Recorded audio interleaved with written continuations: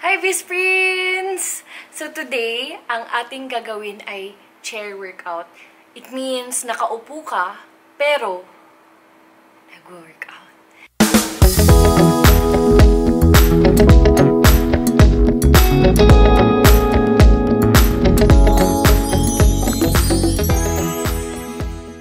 Ituturo natin sa inyo anong mga pwedeng gawin na nakaupo. Example, nasa office ka or nanonood ng TV. Pwede ka maggalaw-galaw dyan. Meron po tayong special guest, Best Friends. Galaw-galaw. Si Dudong Bascon! Hello, Dudong! Huh? Ano? Basconator. Hindi pa Basconeti. Oh, Basconator. So, anong unang gagawin, Dong? Totoo ba? Totoo ba?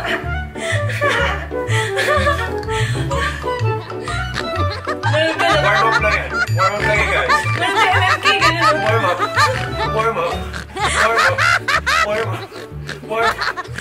Napagod ako. Para lang maggalaw-galaw. Ano, pagod ka? Tawa ka kasi ng tawa.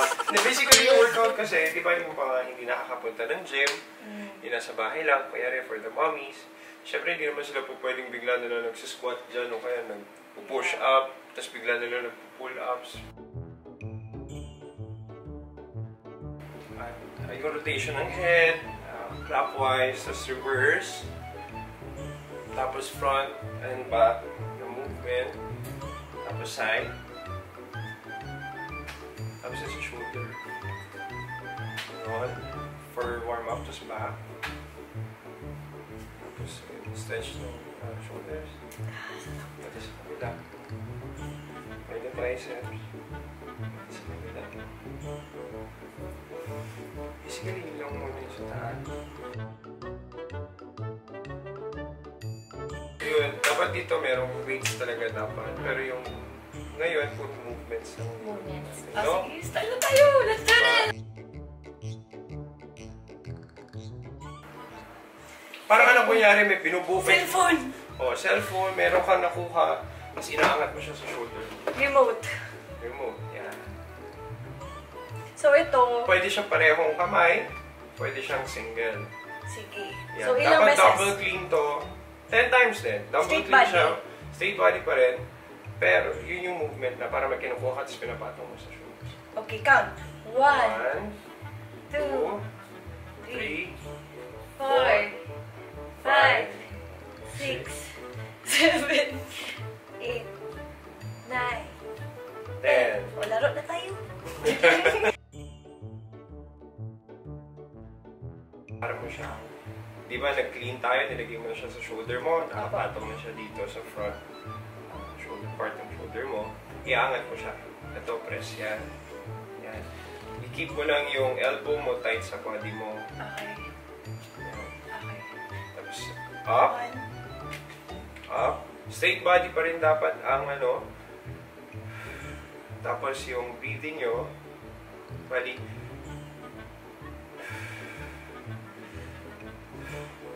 inhale sa baba, exhale pataas. Yahoo! Yan, 10 times. Nakakangalay dito, no? Nakakangalay. Yun yung purpose niya Yun dito. yung purpose niya. Para mag-work at maggalaw yung muscles mo. Right Oo naman. pala, right. Para pantay. 1, 2, 3, kikilig. 5, 6, 7, 8, 9, 10. Basically, dapat dalawa siya. Ganito. So, 1, 1, ganyan. 2, 3, 4, 5, 6, 7, 8, 9, 10. Yan. Ah, Yan sakit. yung mga basic. Row, yes. Double row. Kapag nandito tayo sa... Yan. 3. Bali mo, feel mo yan doon sa back mo. Dito sa lats. Yan. Ito yung lats. Oh. Yan siya. Okay? Opo. Okay ka na dyan, Tol? Saka na, walang dumbbell muna ngayon eh. Usually ganyan siya. Kapag wala naman sa sofa, pwedeng dito. Hawakan lang nila to. Tapos mag-pull sila. Yan. Basically, yun lang yung movements. Yan. So, for the abs, ang gagawin natin yung para sa lower abs natin. Leg pull-in na tawag sa kanya. Okay. Straight body lang. Stretch. Pull-in mo lang. Ganyan lang siya. Yan yung movement niya. Yung iba, kapag medyo advanced na, yan. Leg raise na yung gagawin. Ay, mas mahirap. Mas mahirap siya pag advanced na yun. Pero ngayon, pull-in mo na ang gagawin natin. Yan. 10 na ganito. Sa legs and chan siya, no, maramdaman ko eh. Dito. Ow. So, 10 tayo. Sabayin natin kailangan sila. ba ng 10? Oo, para masabayin natin sila. Okay, 1, 2, 3, go. 1, 2, 3, 4, 5, 6, 7, 8, 9, 10. That's it.